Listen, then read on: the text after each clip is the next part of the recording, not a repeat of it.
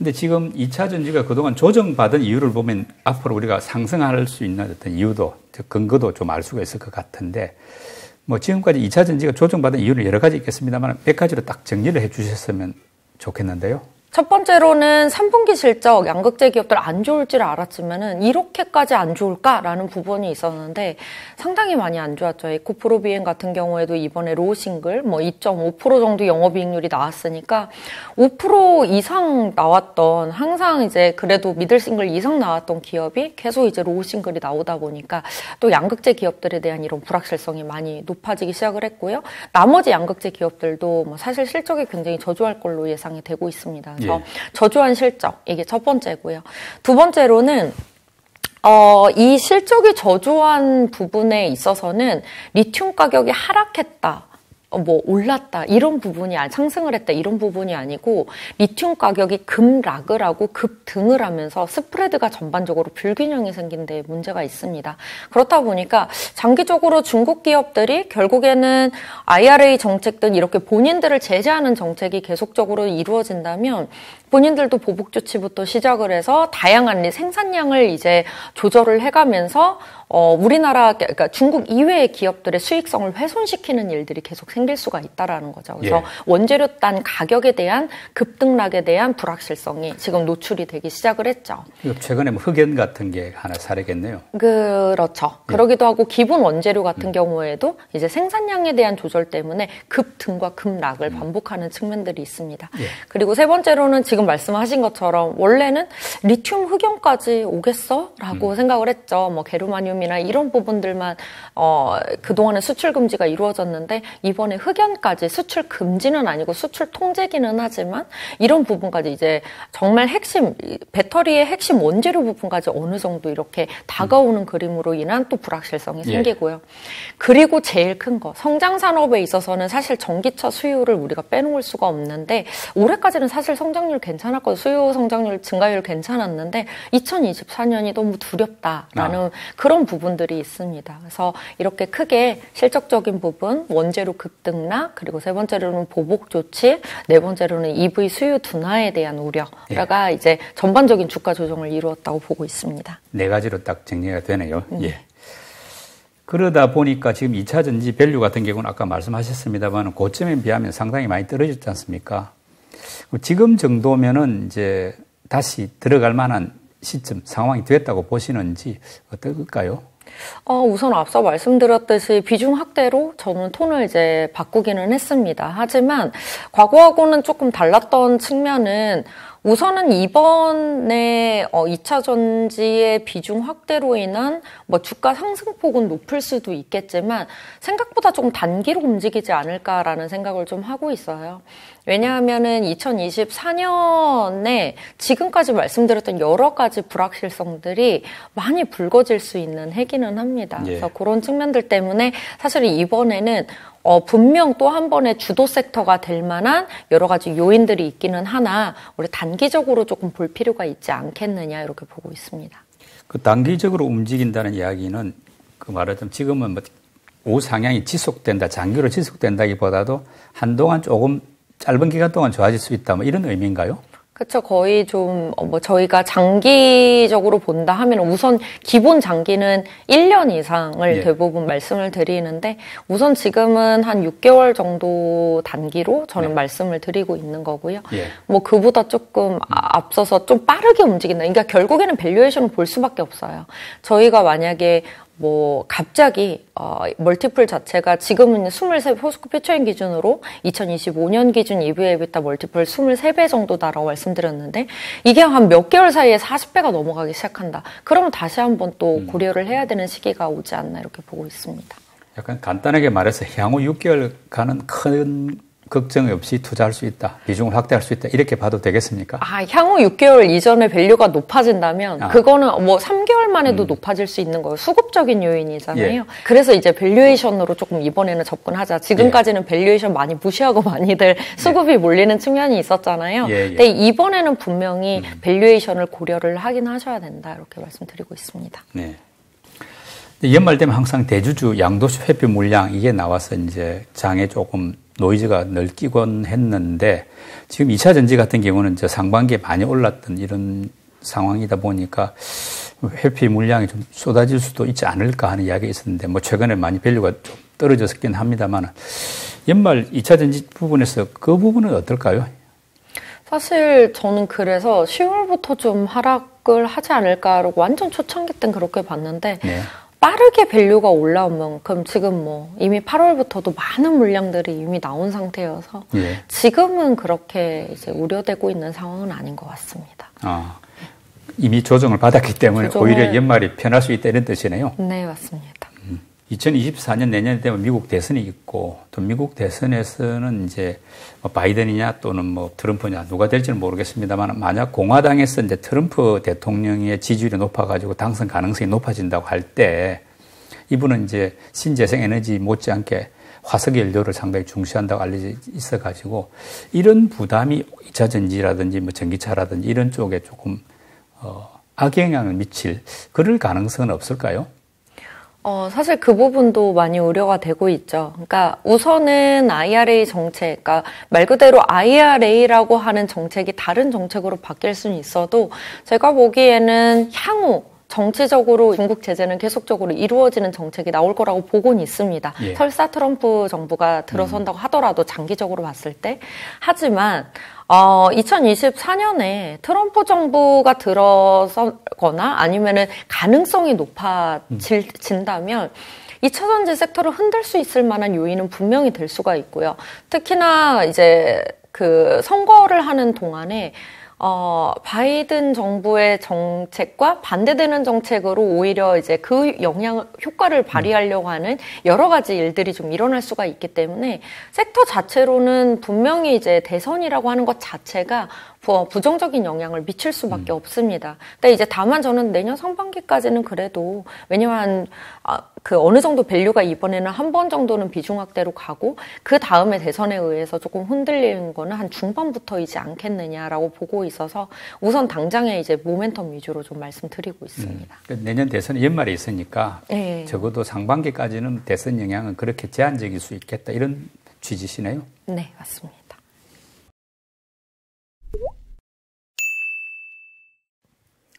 전기차에 들어가는 핵심 부품인 2차 전지. 뭐 단순히 경제 논리만은 아니고 정치적인 고려가 많이 개입되는 것 같습니다. 그게 뭐 정치 리스크겠죠. 요즘 보면은 전기차 판매가 생각만큼 빠르게 안 늘고 보조금도 줄어드는 분위기고 기후변화 이론 자체를 안 믿는 트럼프가 집권한다면은 바이든의 전기차 전환 정책 약화되거나 심지어는 뭐 극단적으로 폐기될 가능성도 있는 거 아닌가 걱정이 되는데 네. 이런 리스크에도 투자자들이 대비해야 하는 거 아닌가 생각이 듭니다. 네, 맞습니다. 그러니까 미국의 정책에 따라서 많은 변화가 있습니다, 사실은. 그래서 앞서 말씀드린 것처럼 민주당과 공화당 정부 정책을 좀 보셔야 되는데, 아무래도 이제 그 에너지 정책 부분에 있어서는 공화당은 항상 전통 에너지입니다.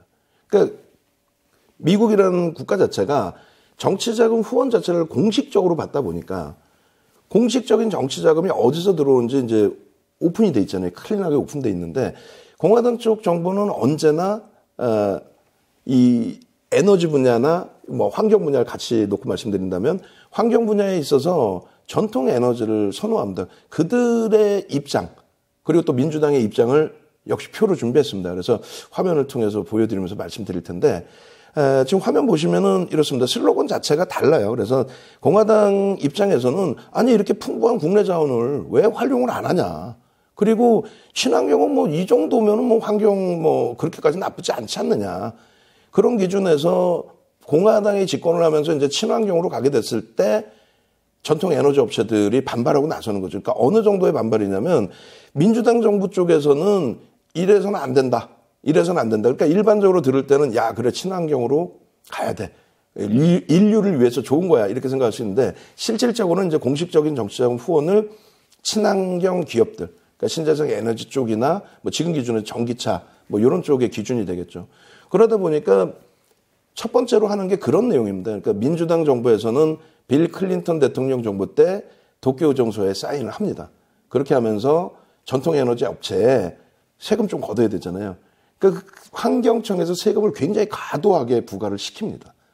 뭐 쉽게 얘기한다면 지금 기준에서 바이든 대통령이 취임도 하기 전에 당선인 시절에 벌써 들고 나왔던 게 탄소세라는 단어가 갑자기 2020년 말부터 터져 나오기 시작합니다.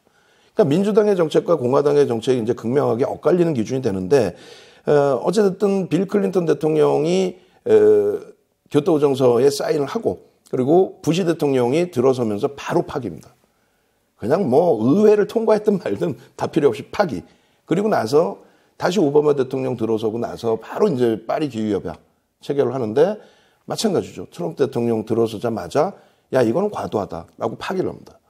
그리고 오바마 대통령 정부 시절에 어떤 일이 있었냐면요. 공화당을 지지하는 17개 주와 그리고 석탄업체 2개 업체가 민주당 정부 시절, 오바마 정부 시절 때 환경청에 대해서 소송을 합니다. 그러니까 너무 과도한 세금을 이렇게 매기다 보니까 환경청에 대해서 소송을 했는데 그게 2020년 6월 달에 결국은 대법원 판결이 과도하다라고 얘기를 합니다. 과도하다라고. 그러니까 지금 일반적으로는 민주당 정책이 인류를 위한 거고 굉장히 뭐 친환경이니까 좋은 것처럼 사실 들리기도 하고 그게 맞긴 한데 너무 과도하게 세금 정책, 탄소세 부과라든가 이런 부분 때문에 반발이 이미 유럽 쪽에서도 나오고 있고요. 그러니까 유럽 쪽에서는 이제 우크라이나 전 때 이건 뭐 원유나 천연가스 부분 유통망을 다 러시아 쪽에 잠궈버리니까 그러면 유럽 입장에서는 신재생 에너지를 써야 되는데 단가가 지금 그렇게 낮지가 않습니다.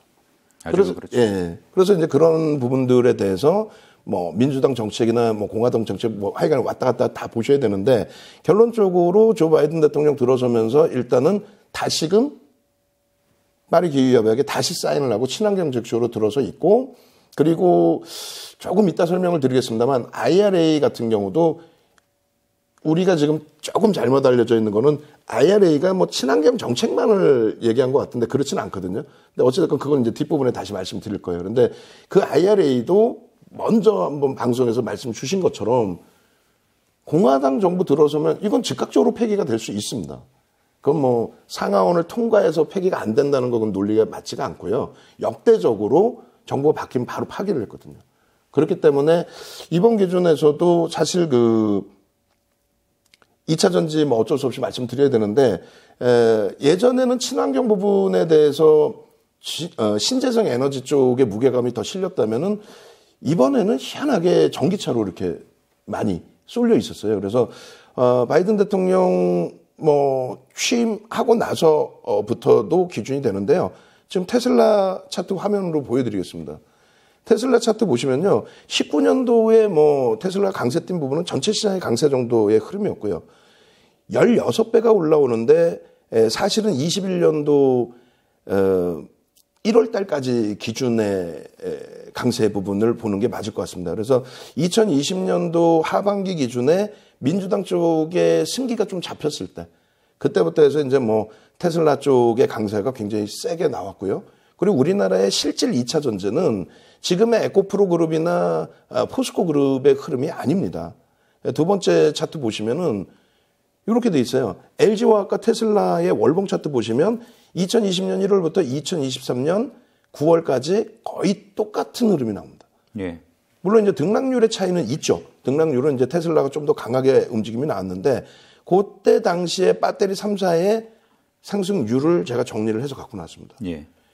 시가총액이 LG화학이 그 당시에 7위였습니다. 7위였는데 1년 동안 오른 상승률이 357%.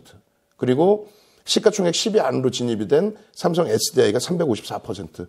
그리고 SK 이노베이션이 이제 494% 올라왔는데 이거를 보여드리고 말씀드리는 이유는 실질 테슬라가 16배까지 올라올 정도로 미국의 정책에 대한 그런 수혜를 받게 됐고요. 그 정부의 보조금들이 각 정부마다 코로나19도 핑계대 가면서 전부 지원을 해줬거든요. 왜냐하면 탄소세 덜 내야 되고 자체적으로 노력을 해야 되고 이런 기준에서 계속 지원을 해주다 보니까 당연히 보조금을 받다 보니까 소비자 입장에서는 편하게 좀 살 수 있었던 그 수요가 급격히 증가했던 거죠. 그러면 2차 전지의 업체들의 기준에서 LG화학 같은 경우가 2차 전지를 92년부터 합니다. 92년부터 했는데 물적 분할을 결국은 20년도에 물적 분할을 결의를 하고 21년도에 물적 분할을 하거든요. 근데 물적 분할을 못했던 이유가 LG에너지솔루션이 단 한 번도 영업이익이 연간 단위로 흑자 전환된 적이 없어요. 그게 2020년도에 된 겁니다. 그러니까 그 전에 민주당에서는 똑같은 친환경이어도 신재생 에너지 쪽을 적극적으로 설정을 했는데 이번 정부에서는 전기차를 아예 대놓고 언급을 하고 유세를 했고 또 지원을 했단 말이에요. 그러다 보니까 테슬라가 판매가 급증을 했고요. 거기에 LG에너지솔루션이 연단위 흑자 전환이 사상 처음으로 나온 거죠. 그 정도의 실적 개선폭이 있다 보니 주가가 조금 전에 보여드린 것처럼 시가총액 극대형주가 그렇게 300%, 500% 올라오더라도 그것은 제가 판단할 땐 일리가 있다고 봅니다. 예. 근데 지금의 흐름은 조금 불편한 부분들이 많아요. 여기서 하나 궁금한 게요. 이제 주가는 기업 실적이 큰 영향을 미치지만 그러나 그게 다는 아니더란 말이죠. 2차 전지의 경우에는 어떻습니까? 7월 달부터 해서 2차 전지 랠리가 간헐적으로 나오는데 7월 28일 날 포스코 퓨처엠이 그 당시 포스코 케미칼이 GM사로부터 13조 원의 수주를 받아와요. 13조 7천억. 예. 3년짜리 수주를 받아옵니다. 물론 그것이 저평가로 놓여질 수는 없어요. 성장성은 부각될 수 있지만. 그래서 포스코 퓨처엠의 랠리가 이제 시작이 됐고요. 그 다음에 에코프로는 정확히 7월 13일 날 장 마감 이후에 실적 발표가 나오는데 에코프로 실적이 굉장히 좋게 나옵니다. 그러면서 시간 내에서 상한가 들어가고 14일부터 이제 에코프로도 랠리가 나오기 시작했어요. 랠리가 나오는 과정 속에서 주춤거리는데 8월 달에 IRA. 그래서 야, 이게 악재 아니야? 호재야? 이렇게 왔다 갔다 하다가 이제 폐배터리 테마가 불었고요. 그 과정 속에 야, 실질적으로 유통망 갖고 있고 염호 갖고 있고 원자재 할 수 있는 거는 이명박 전 대통령 정부 때 자원의 그 상황에서 유통망을 넓혀놨던 우리 포스코 그룹이야. 그렇게 되면서 단계별로 움직였거든요. 그럼 결론은 그렇게 움직인 2차 전지의 종목군들의 수익률, 상승률을 한번 보겠습니다. 화면 보시면요. 지금 굉장히 길게 말씀드렸는데 결국은 22년 하반기에 랠리가 나왔다 하는 종목은 이렇게 딱 나뉘어져 있어요. 나뉘어져 있는데 포스코 그룹주들 보시면 포스코 홀딩스 45%뿐이 못 올랐습니다. 시가총액은 당연히 그 당시에 22 수준이었고요. 그러면은 배터리 3사가 아니라 LG에너지솔루션, LG화학 그리고 삼성 SDI 시가총액 2위, 5위, 6위보다 못 움직였고요. 두 번째 기준은 에코프로 BM도 37%뿐이 못 움직였습니다. 실질적은 에코프로 BM이 개선이 된 건데 지주사인 에코프로가 시가총액이 좀 더 가볍죠. 1조 7천억. 그 종목이 137%인데 이 부분에 있어서의 뭐 폐배터리 테마 이런 테마 형식이 강했던 거지 실적 개선폭은 제한적이었습니다. 그리고 포스코 퓨처엠은 말씀드린 것처럼 그나마도 13조 7천억이라는 7월 28일 날 GM사로부터의 수주가 있었고 그다음에 폐배터리의 문제가 아닌 실질 그 북미산 제품을 써야 된다면 유통망을 갖고 있는 거는 결국은 우리다. 우리의 기준이다. 근데 그 상승률이 138%였다는 거예요. 그러니까 결론적으로 이게 실적 때문에 움직임이 나왔다면 올 초까지 해서 보통 이 종목군들이 30에서 50% 빠집니다. 작년 하반기 고점 찍고 10월, 11월 고점을 찍고 올 초까지 30에서 50%가 빠지거든요. 그렇다면 그거는 실적의 성장성의 영향이 아니었다는 거죠. 그러면 작년에 하반기에 오른 거는 제가 판단할 때는 뭐 솔직히 아무런 이유가 없었다. IRA 효과도 아니었고 폐배터리는 제가 볼 때는 좀 말이 안 되는 내용이고 그리고 결론적으로 종목별로 그 상승률이 오히려 시가총액 2위, 5위, 6위 LG엔솔, LG화학, 삼성 SDI가 더 강했다. 그럼 올해를 이제 마지막으로 보여드릴 건데 올해의 기준은 화면 보시면 이제 실적을 한번 갖고 나와봤어요. 그래서 갖고 나와봤는데 에코프로하고 에코프로 BM하고 포스코 퓨처엠이거든요. 요 세 종목에 대한 이제 그 영업이익 컨센서스입니다. 그리고 실적이 나온 게 있고 이제 앞으로의 실적 전망치가 있는 건데 보시면은 실적 전망치 컨센서스 자체가 다 안 좋아요. 실적 자체도 안 좋았고 그러니까 실적이 뭐 엄청나게 증가한 것도 없고요. 시가총액들이 7월 26일 날 기준으로 해서 에코프로가 40조를 넘깁니다. 그리고 에코프로 BM이 56조까지 올라왔거든요. 그러니까 두 종목 합산해서 96조, 97조까지 올라갔는데 지금 보시면 실적이 사실상 이건 아니거든요. 그리고 포스코 피처엠도 시가총액이 7,750만 주 곱하기 70만 주 수준까지 올라왔으니까 대략 한 55조 이렇게 올라왔는데 실적의 어떤 뭐 급격한 증가나 이런 건 이 분기 실적인데 전혀 없습니다. 그런 상태에서 올해는 뭐 저조차도 얘네들이 그 업체들이 왜 움직였는지에 대한 설명도 어려워요.